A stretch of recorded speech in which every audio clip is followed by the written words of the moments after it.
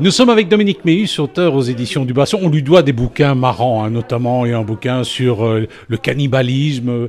Mais alors ici vient de sortir un bouquin intitulé Le manuscrit de Tongres. C'est un bouquin sérieux, paraît-il.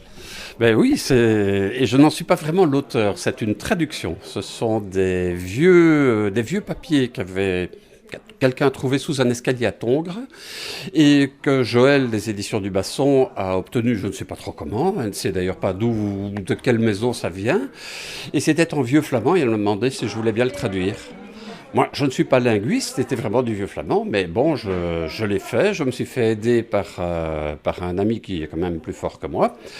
Et puis, donc, c'est toute une histoire très bizarre. C'est une espèce d'apocalypse, en fait. Un peuple qui en opprime un autre et qui n'est vraiment pas sympathique, mais le peuple opprimé n'est pas tellement plus sympathique. Il n'y en a pas un pour rattraper l'autre.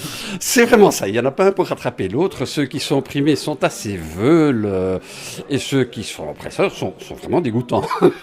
Et alors, ça se passe quand? Ça raconte quoi? C'est un moment bien précis? Mais voilà, justement, on ne sait pas de quand il date. C'est pas... Dans l'histoire réelle, il n'y a pas de... On ne retrouve pas cette histoire, donc c'est assez étrange. Alors, est-ce que c'est une histoire vraie? Est-ce que c'est des trucs faux? On ne sait pas. Ça pourrait faire une bonne histoire, un bon film? Ben, je ne sais pas.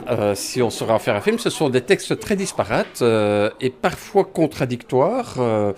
Je me demande même si c'est la même personne qui a tout écrit au départ.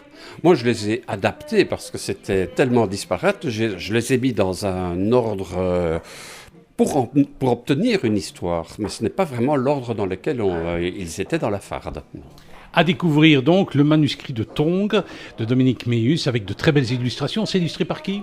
Isabelle Biquet, qui est une fille extrêmement gentille. Et quand je lui ai demandé d'illustrer ça, je me suis dit, elle va jamais vouloir, c'est beaucoup trop horrible. Et en fait, elle l'a fait avec beaucoup de plaisir, elle s'est bien amusée.